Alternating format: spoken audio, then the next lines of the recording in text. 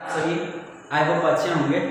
आज से हम ITI इलेक्ट्रीशियन सेकेंड ईयर का पहला चैप्टर शुरू करने वाले हैं, जिसका नाम है DC जनरेटर।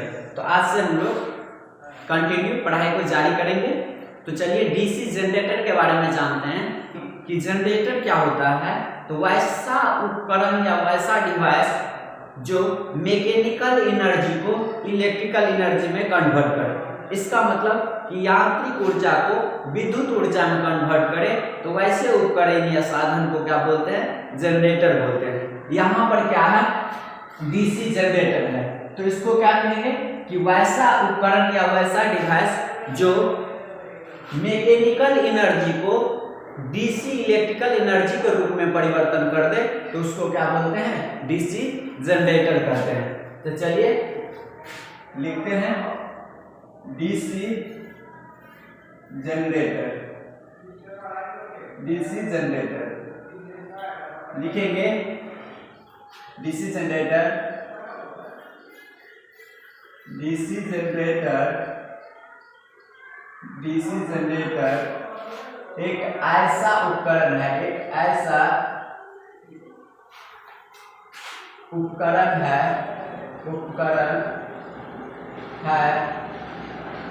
जो यांत्रिक ऊर्जा को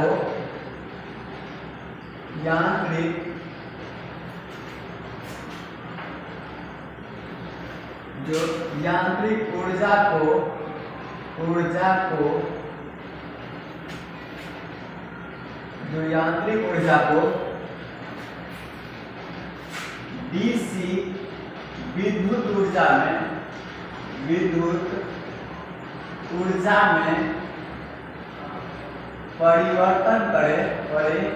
परिवर्तित करे। DC जनरेटर एक ऐसा उपकरण है जो यांत्रिक ऊर्जा को DC विद्युत ऊर्जा में परिवर्तित करता है। तो उसको क्या कहते हैं? DC जनरेटर कहते हैं। तो आप ऐसा बोल सकते हैं कि the device which convert mechanical energy into DC electrical energy. क्या बोल सकते हैं? देखिएगा, जैसे कि यह एक जनरेटर है, वो भी कौन सा है? DC जनरेटर है। DC जनरेटर तो ध्यान देंगे यहाँ पर DC जनरेटर है, तो इसके इनपुट में देखिएगा, इनपुट मतलब जो हम इसमें प्रदान करते हैं, फीड करते हैं, तो हमको इनपुट में क्या करते हैं? तो मैकेनिकल एनर्जी देते हैं। क्या चीज? मैकेनिकल एनर्जी देते हैं। किसमें? तो इनपुट में नहीं, तो आउटपुट में हमको क्या मिलता है? आउटपुट में मिलता है इलेक्ट्रिकल एनर्जी। क्या मिलता है? DC इलेक्ट्रिकल एनर्जी मिलता है। नहीं, ध्यान दीजिएगा। तो जनरेटर का काम क्या है कि मैकेनिकल ऊर्जा लेता है और आपका इलेक्ट्रिकल ऊर्जा क्या करता है? प्रदान करता है। तो उस तरह के डिवाइस को क्या बोलेंगे? DC जनरेटर बोलेंगे। अब DC जनरेटर वर्क कैसे करता है, काम कैसे करता है, उसका वर्किंग प्रिंसिपल क्या है, DC जनरेटर में कितने भाग होते हैं, सभी के बारे में हम अब पढ़ेंगे। तो सबसे पहले हम जान लेते हैं कि DC जनरेटर है जो है किस प्रिंसिपल पर काम करता है। तो DC जनरेटर यहां से पढ़ेंगे प्रिंसिपल ऑफ DC जनरेटर, यानी DC जनरेटर का सिद्धांत। क्या पढ़ेंगे? DC जनरेटर का सिद्धांत पढ़ेंगे। तो लिखेंगे कि DC जनरेटर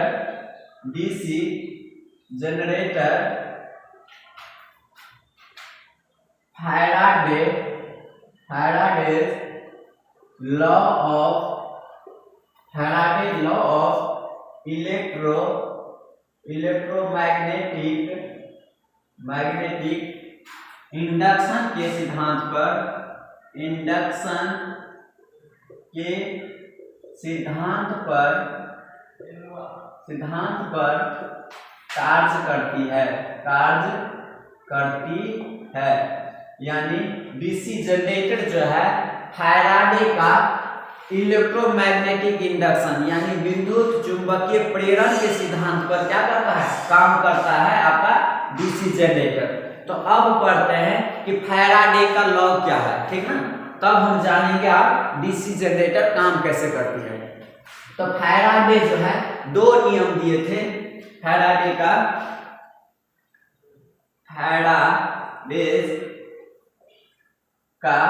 दो नियम है, दो नियम है। पहला नियम क्या कहता है, फैराडेज फर्स्ट लॉ यानी फैराडे का प्रथम नियम का क्या कहता है कि जब कोई चालक मैग्नेटिक फील्ड में रखा जाता है, ध्यान दीजिएगा, जब कोई चालक आपका ये मान लीजिए कोई कंडक्टर है, जब मैग्नेटिक फील्ड में रखा जाता है तो देखिए मैग्नेटिक, ये नॉर्थ पोल ये साउथ पोल, इसके बीच में यही ना मैग्नेटिक फील्ड होगा, नहीं। तो पहला नियम क्या कहता है कि जब किसी चालक कंडक्टर या कॉइल को किसी भी मैग्नेटिक फील्ड में रखा जाता है, ठीक ना, तो या तो मैग्नेटिक फ्लक्स चेंज हो जाए, ठीक ना, फ्लक्स चेंज हो जाए या कंडक्टर चेंज हो जाए, उसके कारण क्या होता है, मैग्नेटिक फ्लक्स को कट करता है कंडक्टर, तो उससे क्या होता है, इस कंडक्टर में एक ईएमएफ इंड्यूस हो जाता है। क्या ईएमएफ इंड्यूस हो जाता है यानी इलेक्ट्रोमोटिव फोर्स आपका जनरेट हो जाता है, जिसके कारण क्या होता है, इस कंडक्टर में या इस कॉइल में क्या होता है, करंट प्रवाह होता है, ठीक ना। तो पहला नियम कहता यही है कि जब कोई किसी कंडक्टर या कॉइल को मैग्नेटिक फील्ड में रखा जाता है तो मैग्नेटिक फ्लक्स में जो चेंज होता है ना, उससे क्या होता है, इसी कंडक्टर में आपका एक इलेक्ट्रोमोटिव फोर्स आपका जनरेट हो जाता है, इंड्यूस हो जाता है, ठीक ना, जिसके कारण इस चालक में क्या होता है, करंट का प्रवाह होता है, ठीक। तो उसको बोलते हैं फैराडे का पहला नियम बोलते हैं, क्या बोलते हैं, फैराडे का पहला नियम बोलते हैं। तो इसको लिखेंगे, जब किसी चालक अथवा परिपथ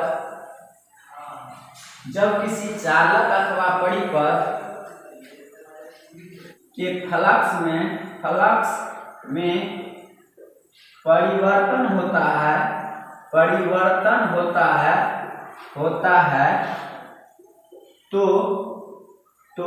तो चालक में ईएमएफ इंड्यूस हो जाता है, ईएमएफ उत्पन्न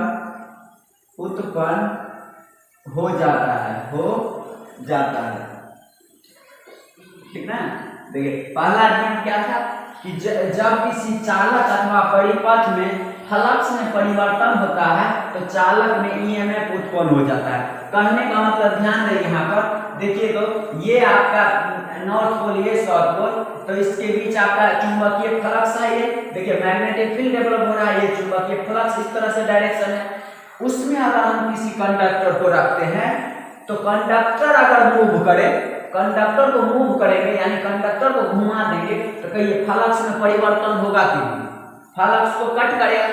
जब फ्लक्स को कट करेगा तो उससे क्या होता है, कंडक्टर में ईएमएफ उत्पन्न हो जाता है। क्या होता है, कंडक्टर में ईएमएफ उत्पन्न होता है। एक बार और ध्यान से देखिएगा, पहला नियम ये कहता है कि जब किसी मैग्नेटिक फील्ड में, ध्यान देंगे, जब किसी मैग्नेटिक फील्ड में किसी कॉइल या कंडक्टर को रखा जाता है, ठीक ना, तब कंडक्टर मूव करे, कंडक्टर को घुमाने पर क्या होगा, इस फ्लक्स को क्या करेगा, कंडक्टर कट करेगा, क्या करेगा, प्रतिच्छेद करेगा। तो उसके क्रम में क्या होता है, जब फ्लक्स को कट करता है तो इस कंडक्टर में क्या होता है, ईएमएफ उत्पन्न हो जाता है। क्या होता है, एक वोल्टेज इंड्यूस हो जाता है, जिसके कारण इस कंडक्टर में क्या होता है, चालक पदार्थ में धारा का प्रवाह होता है, यानी विद्युत धारा का प्रवाह होता है, ठीक ना। तो पहला नियम समझ गए होंगे। अब दूसरा नियम जो है, ईएमएफ जो उत्पन्न होता है पहला नियम से, वह कितना होता है उसका मैग्नीट्यूड जो है वह क्या देता है, आपका दूसरा नियम में आता है। क्या आता है, दूसरा नियम देता है। तो चलिए जानते हैं। अब दूसरा है क्या, फैराडे का सेकेंड लॉ, यानी दूसरा नियम क्या करता है कि इंड्यूस्ड ईएमएफ का परिमाण फ्लक्स मात्रा में परिवर्तन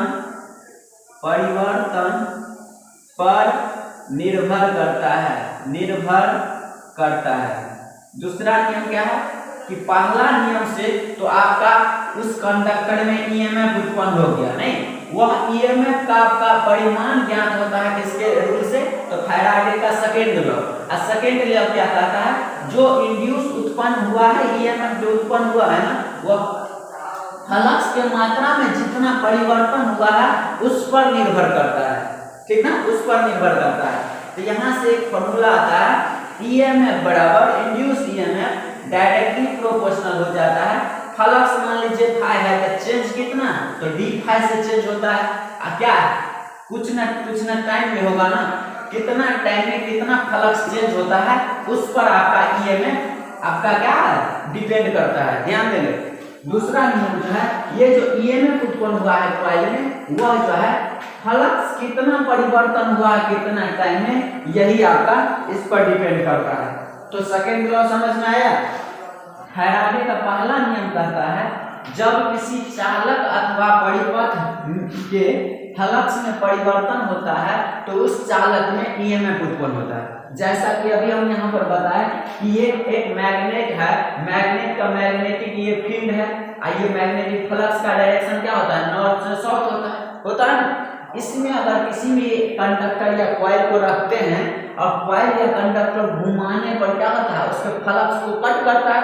तो जब ये फ्लक्स को कट होता है तो इस कंडक्टर में क्या होता है, ईएमएफ उत्पन्न हो जाता है, यानी एक वोल्टेज इंड्यूस हो जाता है, जिसके कारण इस कंडक्टर में क्या होता है, करंट का प्रवाह होने लगता है, ठीक ना। तो इसी सिद्धांत पर आपका डीसी जनरेटर काम करता है। चलिए दूसरा नियम पढ़े क्या कि फैराडे का सेकेंड लॉ क्या कहता है कि फर्स्ट लॉ से ईएमएफ जो उत्पन्न हुआ है उसका परिमाण जो है फ्लक्स में जितना परिवर्तन हुआ है उस पर निर्भर करता है। यानी ईएमएफ जो है फ्लक्स में कितना परिवर्तन हुआ है कितना टाइम में, इस पर आपका डिपेंड करता है। समझ गए। अब देखिए यहाँ से पढ़ेंगे कि ईएमएफ जो उत्पन्न हुआ है, तो अब जानेंगे ईएमएफ कितने प्रकार का होता है, ठीक ना, ईएमएफ कितने प्रकार के होते हैं।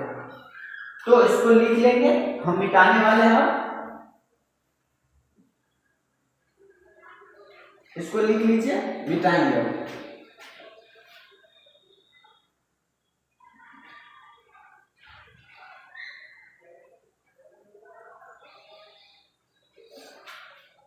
देखिए अब पढ़ेंगे टाइप ऑफ ईएमएफ, यानी ईएमएफ कितने प्रकार के होते हैं।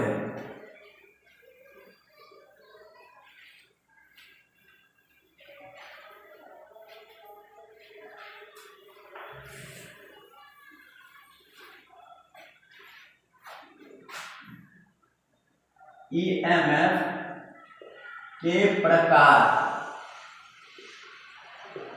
देखिए ध्यान से, ईएमएफ आपका दो प्रकार के होते हैं। ईएमएफ दो प्रकार के होते हैं, ध्यान देंगे। पहला होता है स्टैटिकली इंड्यूस्ड ईएमएफ। पहला है आपका स्टैटिकली इंड्यूस्ड ईएमएफ, यानी स्थिर इंड्यूस्ड ईएमएफ, स्थिर। दूसरा होता है आपका डायनामिकली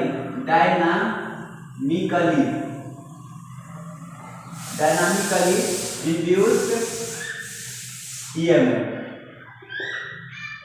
देखिए डायनामिकली इंड्यूस्ड ईएमएफ का मतलब होता है मोशनल मोशनल ईएमएफ। देखिए मोशनल मतलब क्या है, डायनामिकली मतलब गतिज, ठीक है। तो गतिज इंड्यूस ईएमएफ, पहला होता है स्थितिज इंड्यूस ईएमएफ। तो देखिए गतिज और स्थितिज इंड्यूस ईएमएफ कैसे जनरेट होता है, तो देखिएगा स्टैटिकली इंड्यूस ईएमएफ का मतलब होता है जब आपका मैग्नेटिक फील्ड, देखिएगा इसका मतलब होता है जब हम लिखाते ही हैं, देखिएगा इसमें पहला है क्या चीज, स्टैटिकली इंड्यूस्ड ईएमएफ। देखिए स्टैटिकली इंड्यूस ईएमएफ का मतलब होता है स्टेशनरी इंड्यूस ईएमएफ। जब चालक स्थिर रहे एवं मैग्नेटिक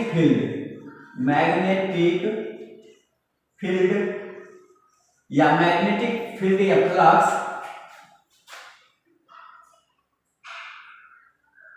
घूमता रहे तब जो ईएमएफ उत्पन्न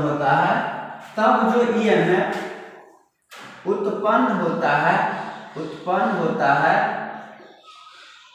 उसे स्टैटिकली इंड्यूस्ड ईएमएफ कहते हैं। ध्यान देंगे, मतलब कि मैग्नेटिक